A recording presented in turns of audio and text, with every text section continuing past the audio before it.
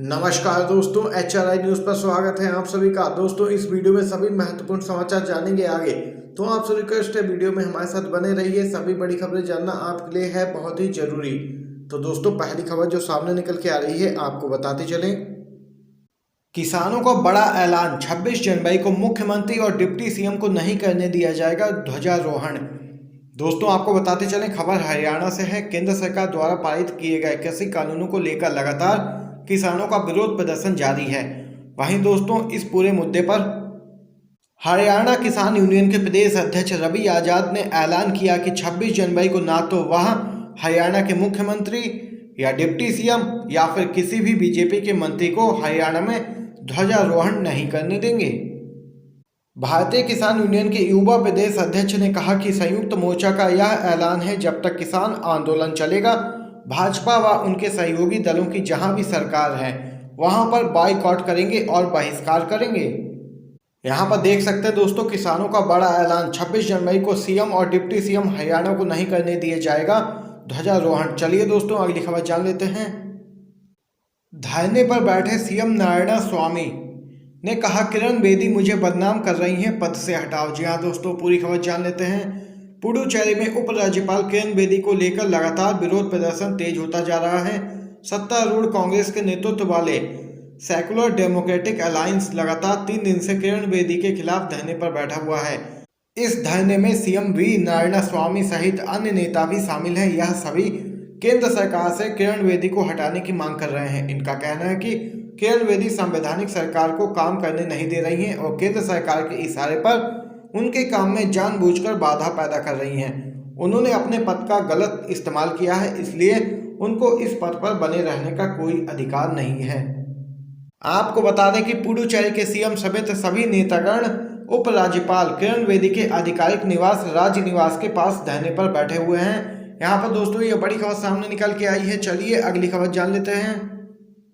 बिहार से बेहद बड़ी खबर दोस्तों इस समय की सामने आ रही है। बिग ब्रेकिंग अपडेट है। नीतीश और बीजेपी के रिश्तों की खटास अब आने लगी है सामने निकलकर।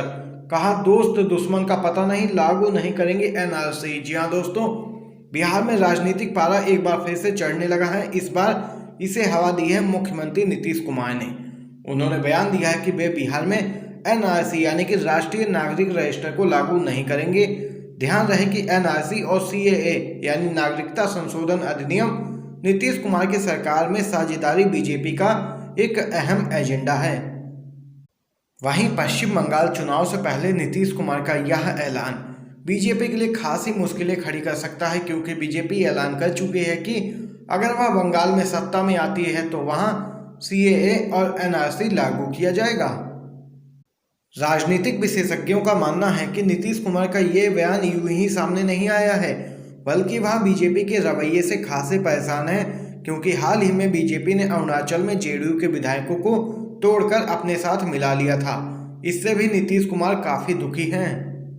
बीजेपी के इस कदम से जनता दल यूनाइटेड यानी कि जेडीयू में काफी हो हल्ला हुआ था और पार्टी के लोग ही नीतीश कुमार से सवाल कर रहे थे कि बीजेपी उनकी सहयोगी है या फिर विरोधी। तो देख सकते हैं, नीतीश कुमार का बड़ा बयान सामने निकल के आया है कि वे बिहार में एनआरसी लागू नहीं करेंगे। साथ ही उन्होंने कहा है कि कौन दुश्मन है कौन दोस्त है पता नहीं चलता। चलिए दोस्तों, अगली खबर जान लेते हैं हम लोग। पीएम किसान स्कीम का पैसा 21 लाख गलत लोगों के हाथों में गया। आरटीआई के हवाले से बड़ा खुलासा हुआ है। दोस्तों, आपको बताते चले, सूचना के अधिकार यानी कि आरटीआई के तहत हासिल आंकड़ों के आधार पर एक बहुत बड़ा दावा किया गया है।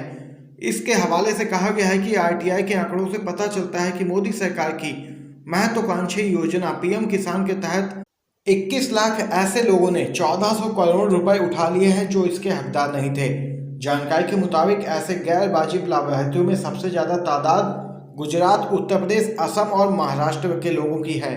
वहीं दोस्तों, आगे आपको बताते चलें, उनमें भी गुजरात, उत्तर प्रदेश, महाराष्ट्र के लोग ज्यादातर ऐसे हैं जिन्होंने अयोग्यता होते हुए भी इस स्कीम का लाभ उठाया।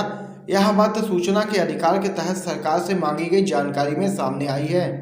देख सकते हैं दोस्तों, यह बड़ा खुलासा हुआ है आरटीआई में। बड़ी खबर दोस्तों अमेरिका से।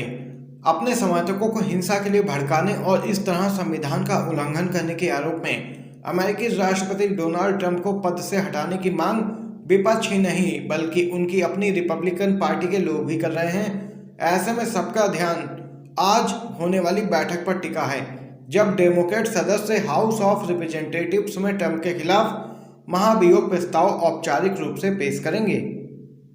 वहीं इससे ठीक पहले हाउस ऑफ रिप्रेजेंटेटिव्स की अध्यक्ष नैन्सी पेलोसी ने कहा था कि यदि राष्ट्रपति ट्रंप तुरंत पद से इस्तीफा नहीं देते हैं तो उनके खिलाफ महाभियोग चलाया जाएगा। यहाँ पर दोस्तों ये बड़ी खबर सामने निकल के आई है, लगातार बढ़ती जा रही है मुश्किलें डोनाल्ड ट्रंप की। वहीं दोस्तों अगली खबर जान लेते हैं।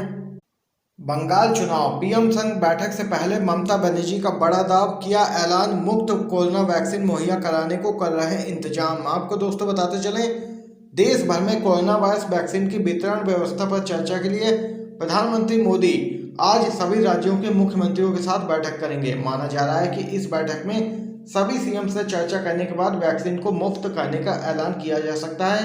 हालांकि पश्चिम बंगाल की मुख्यमंत्री ममता बनर्जी ने राज्य में इसी साल होने वाले विधानसभा चुनावों को देखते हुए पहले ही राज्य में फ्री वैक्सीन का ऐलान कर दिया है।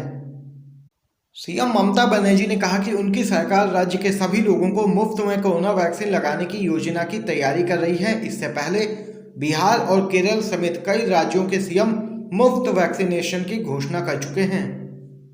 तो देख सकते हैं दोस्तों, ये बड़ी खबर सामने निकल के आई है पश्चिम बंगाल से। चलिए अगली खबर जान लेते हैं। किसान आंदोलन पर भाजपा विधायक का विवादित बयान, उग्रवादी लुटेरे से लेकर बर्ड फ्लू के षड्यंत्र तक सब याद आया। जी हाँ दोस्तों, राजस्थान के कोटा से भाजपा के विधायक मदन दिलावर ने यह कहकर विवाद खड़ा कर दिया कि देश को नष्ट करने की इच्छा रखने वाले उग्रवादी और लुटेरे केंद्र के नए कृषि कानूनों के खिलाफ दिल्ली की सीमाओं पर विरोध प्रदर्शन कर रहे हैं। वहीं दोस्तों आपको बताते चलें, भाजपा विधायक ने एक वीडियो में बयान दिया कि प्रदर्शनकारी किसान प्रदर्शन स्थल पर मुर्गे मुर्गियों का मांस और बिरयानी खाकर बर्ड फ्लू फैलाने का षड्यंत्र रच रहे हैं। और वहीं इस पूरे मामले पर राजस्थान कांग्रेस के प्रमुख गोविंद सिंह ने भाजपा विधायक के इस बयान की कड़ी निंदा करते हुए इसे शर्मनाक टिप्पणी बताया और कहा कि यह भाजपा की विचारधारा को दर्शाता है। यहाँ पर देख सकते हैं लगातार एक के बाद एक भाजपा के सांसद, विधायक, मंत्री आदि किसान आंदोलन पर लगातार विवादित बयान देते जा रहे हैं। वहीं दोस्तों चलिए एक और खबर जान लेते हैं। गाजीपुर बॉर्डर पर किसानों के सम्मान में किसान केसरी दंगल का आयोजन, किसानों के समर्थन में उतरे पहलवान। पूरी खबर जान लेते हैं दोस्तों। कृषि कानूनों के विरोध में किसान दिल्ली की सीमाओं पर डटे हैं। गाजीपुर बॉर्डर पर किसानों के सम्मान में बीते रविवार को संयुक्त किसान मंच के द्वारा किसान केसरी दंगल का आयोजन किया गया। किसानों के सम्मान में आयोजित इस कुश्ती दंगल में करीब 50 महिला पहलवान और पुरुष पहलवान शामिल हुए। भारतीय किसान यूनियन के राष्ट्रीय प्रवक्ता राकेश टिकैत के मार्गदर्शन में ये दंगल कराया गया। वहीं दोस्तों आगे आपको बताते चलें, और वहीं किसानों के समर्थन में आए पहलवानों ने कहा कि यह लड़ाई अब सिर्फ किसानों की नहीं है बल्कि हमारी भी है। हम सभी पहलवान सरकार के इन काले कानूनों का विरोध करते हैं। यहाँ पर ये बड़ी खबर सामने निकल के आई दोस्तों। और आज के मुख्य समाचार आप सभी ने जाने हैं HRI न्यूज़ पर। अगर दोस्तों वीडियो पसंद आया हो तो लाइक कीजिएगा, शेयर कीजिएगा, जिससे कि आपके दोस्त भी इन खबरों को जान सकें। वीडियो देखने के लिए दोस्तों आप सभी का बहुत बहुत धन्यवाद।